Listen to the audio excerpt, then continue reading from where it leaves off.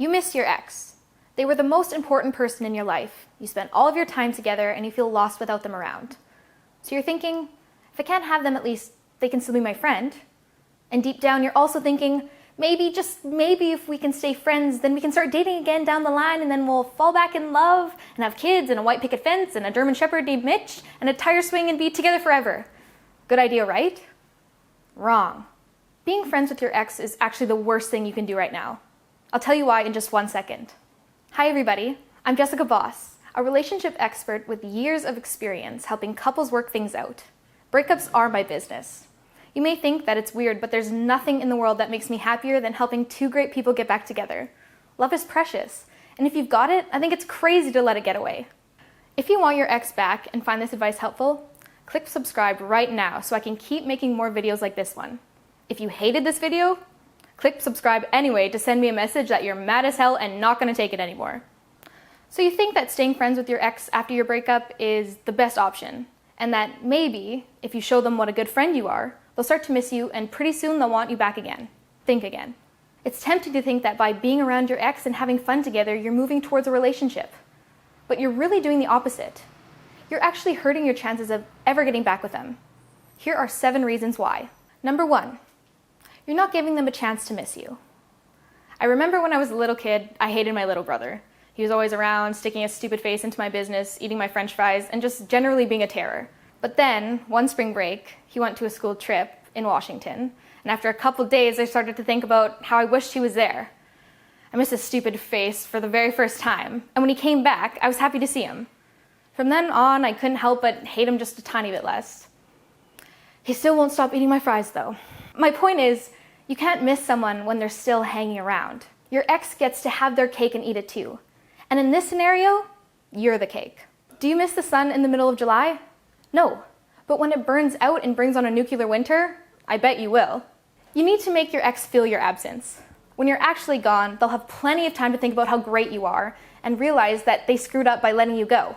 Number 2, you're actually helping them get over you. Being friends with your ex is like vaping. Stay with me here. If you're a hardcore 3-pack-a-day smoker, you'll probably find it almost impossible to quit cold turkey. To stop the cravings and painful withdrawals, you might use a nicotine patch or a vaporizer to slowly wean yourself off the tobacco and look super cool doing it. If you're still letting your ex be your friend after they dumped you, you're literally weaning them off you bit by bit. They don't have to continue being your partner to enjoy your company and all the good things you bring into their life, and they can date other people to get fulfillment that way. Don't be their emotional vape. You'll just end up alone smelling like a weird fake cherry. Number 3, you're taking a step backwards. This one is obvious. It may feel like going from exes to friends is a step forward, but remember, you used to be a couple. Like just 2 months ago or however long, you were in love, looking into each other's eyes and getting down on each other until the break of dawn. Remember how you'd cuddle as you fell asleep and wake up next to each other in bed? How does that compare to the last time you hung out and watched some terrible Marvel movie in theaters? Not the same, right? Going from boyfriend and girlfriend to friends is a serious step backwards in your relationship, and you don't want that. They need to know that you're not interested in them as just a friend. You want it all or nothing. You'll never get what you want if you don't ask for it. And by continuing to be their friend, you're telling them that this is what you want. Number 4, you're letting them get away with it. If your dog took a dump on the carpet and you responded by giving it a treat, would it stop? Hell no. Your ex isn't a dog, I hope. But the same is true for bankers, kidnappers, and exes. You can't negotiate, and you have to be merciless. If your response to being dumped is friendship, they'll never learn that dumping you was a bad choice. You've given them a positive response to a negative action. Folks, this is classic psychology. You shouldn't punish your ex. Leave that up to your mom.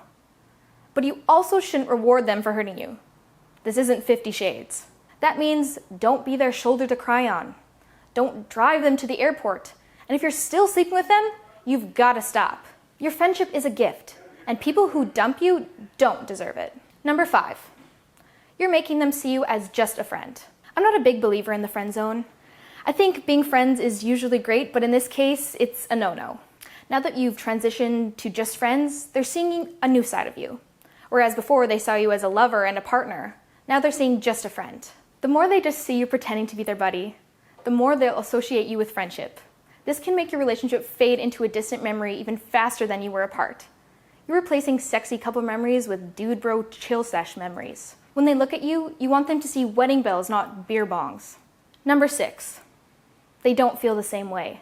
You two are in different places. They may actually want to be friends, or maybe they just want to move on from you without losing you. You want them back. You can't have a good friendship when you two want such different things. It's not possible for both of you to get what you want, and that's the hallmark of a bad time for both of you. You may be having fun now, but you'll just end up feeling bad about yourself and resenting them.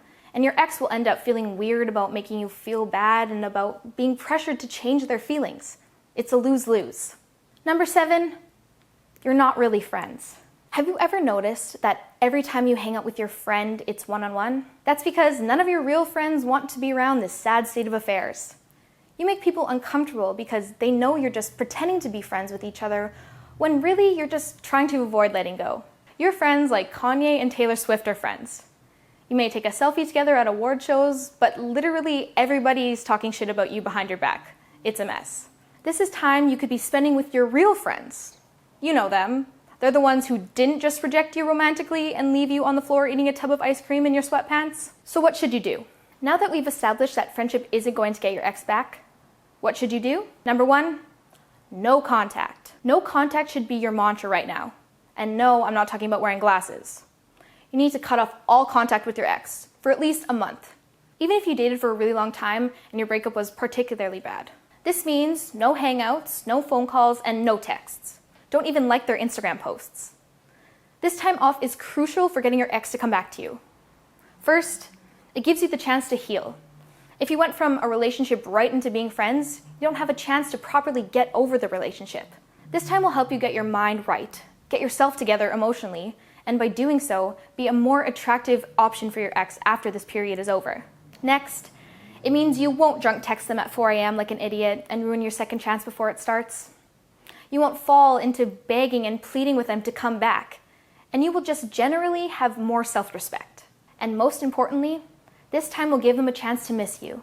This absence will have them thinking about what they lost when they dumped you. Number 2, establish boundaries.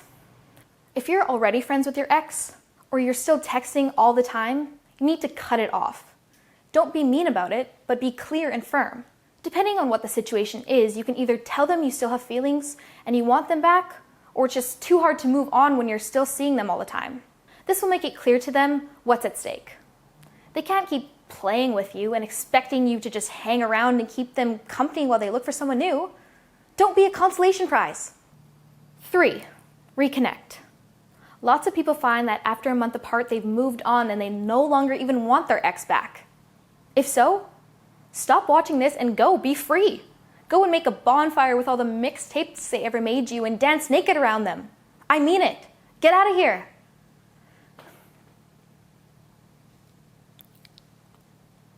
If you're still here, I'm going to assume you still want them back. You'll need to contact them to talk and set up a meeting. Make sure you aren't hanging out, but either going on a proper date or sitting down to catch up like real adults. Coffee can be a great choice for this first meeting. Keep it short and don't be too buddy-buddy. The primary purpose here is to remind them you're still around and reestablish yourself as a potential romantic partner.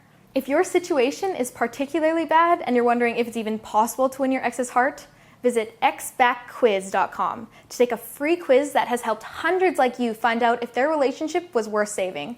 It just takes a few minutes, and I found it extremely helpful for those looking to figure out their next step. Let's get real here for 1 minute. At the start of this video, I said that your ex was the most important person in your life. That was a lie.